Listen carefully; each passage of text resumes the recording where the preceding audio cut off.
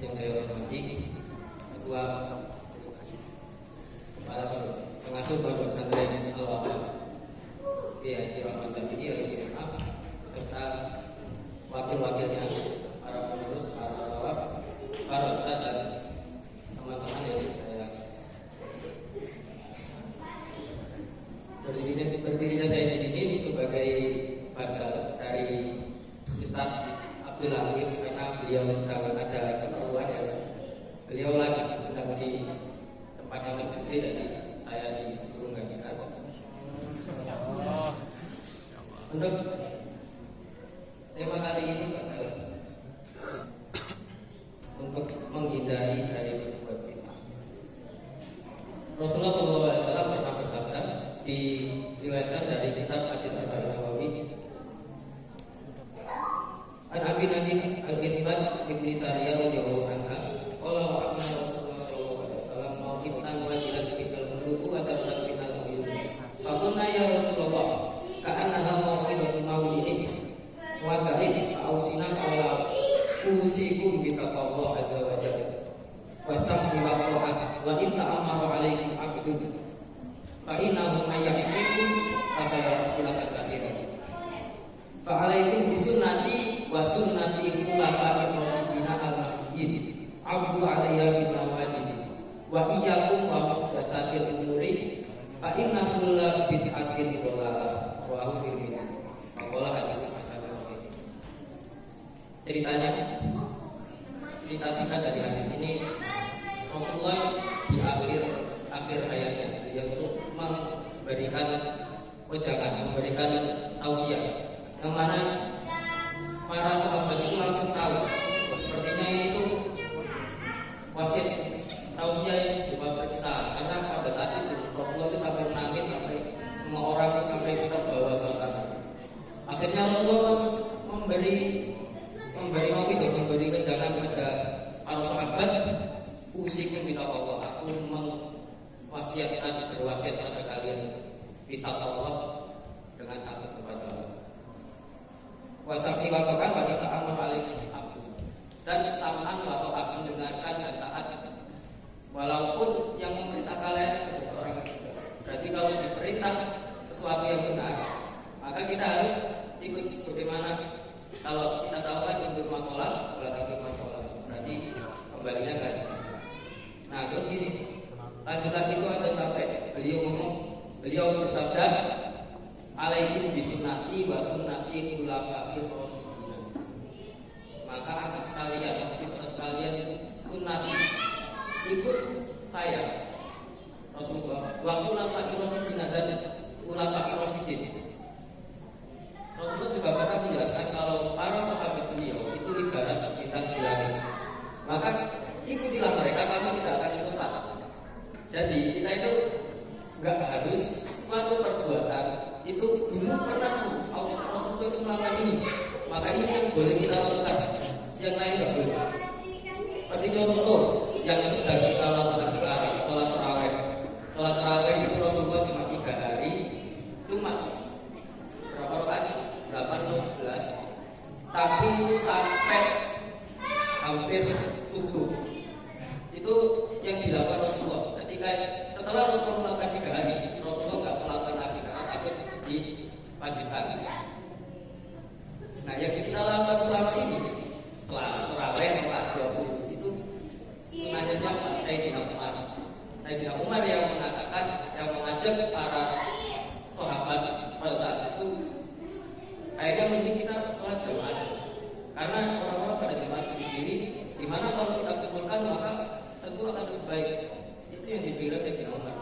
Akhirnya kita saat dan maksudnya dari hal ini, dari contoh ini kita aja tahu kalau nggak harus semua, seperti yang saya bilang tadi, nggak harus semua yang dilakukan, yang kita lakukan itu harus pernah dilakukan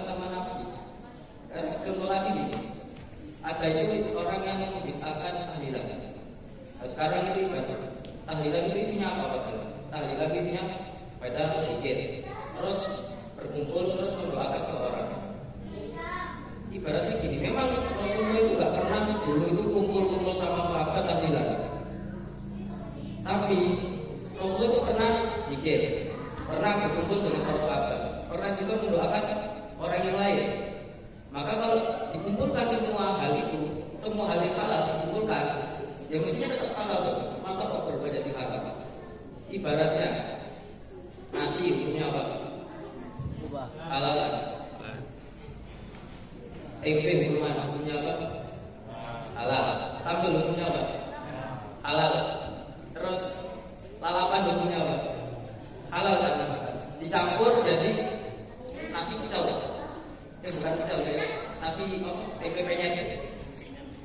Nasi angkringan. Hukumnya apa? Halal kan? Nasi angkringan. Lah kok bisa misalnya kita ini dikira tambah kumpul bareng, tambah mendoakan orang lain, kok jadi haram? Nah kan aneh.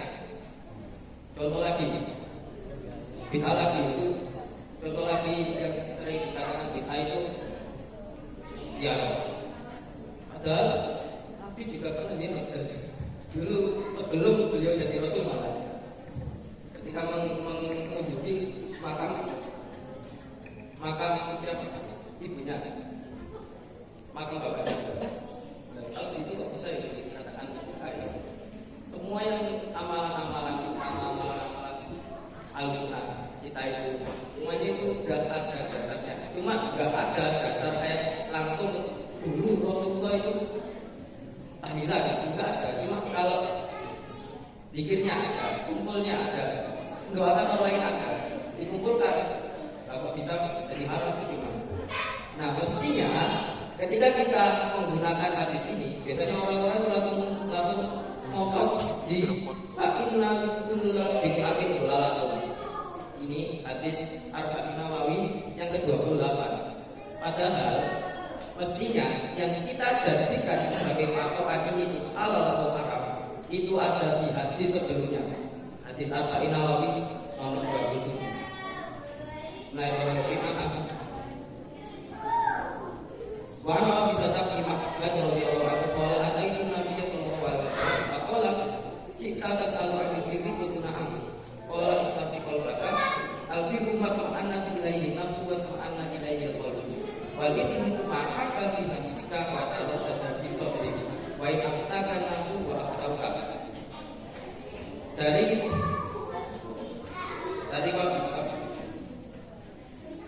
Dari Wabisah bin Mak'bad radhiyallahu anhu, beliau menceritakan ketika beliau bertemu dengan Rasulullah menjawab langsung ngomong, kamu mau tanya tentang kebaikan, kamu mau tanya tentang keburukan? Jawab Wabisah, ya saya ini tahu apa itu kebaikan, apa itu keburukan. Dan Rasulullah menjawab, al-husnu ma'annat ilaihil qalbu wa ma'annat ilaihil nafsu. Ini al-husnu al-husnu ya. Al-husnu ma'annat ilaihil nafsu wa ma'annat ilaihil qalbu. Kebaikan adalah perkara yang membuat hati tenang. Perkara, mari kita garis bawahi itu, perkara yang membuat hati tenang. Kemudian Rasulullah menjawab, melanjutkan wajibmu maka binasika batarot disodri wa imaktakan nasu ba'afauka. Sedangkan perkara yang dosa adalah perkara yang membuat hati cepat tenang, menggoncang di hati, di dada gak enak. Meskipun orang-orang itu mengatakan itu loh gak apa-apa, itu loh boleh, tapi tetap di hati itu terasa gak enak. Wakari kita ayat qalika alaihi nasu, dan kamu takut kalau ketahuan orang lain. Mestinya ini yang kita jadikan patokan, ini itu perkara halal atau ini perkara haram. Kalau misalnya sama-sama gak ada perintahnya kayak tadi ini, kira-kira kalau tahlilan yang terjadi itu kita itu hati kita tenang atau hati kita bisa tenang? Kalau kita terawih bareng-bareng hatinya tenang, apa hatinya bisa tenang? Kira-kira ketika sampai terawih di sini, dilihat orang tua kalian, dilihat Pak Kiai, kalian senang apa takut? Senang kan?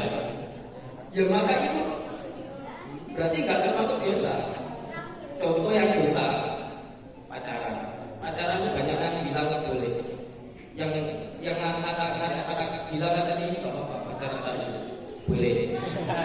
Karena nggak ketemuan enggak sentuhan. Tapi coba ketika pacaran syar'i itu, kalian ketawa Pak Yai, kalian malu nggak? Takut nggak?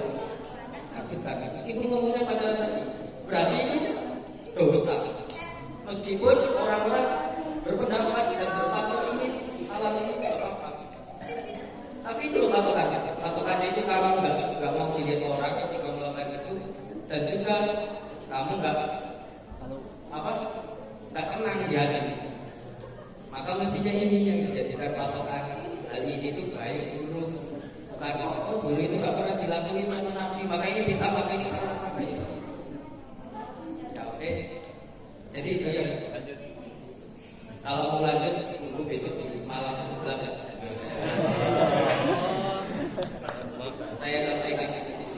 Saya cukupkan sampai di sini dulu. Terima kasih atas perhatiannya. Mohon maaf atas segala kekurangan. Wassalamualaikum.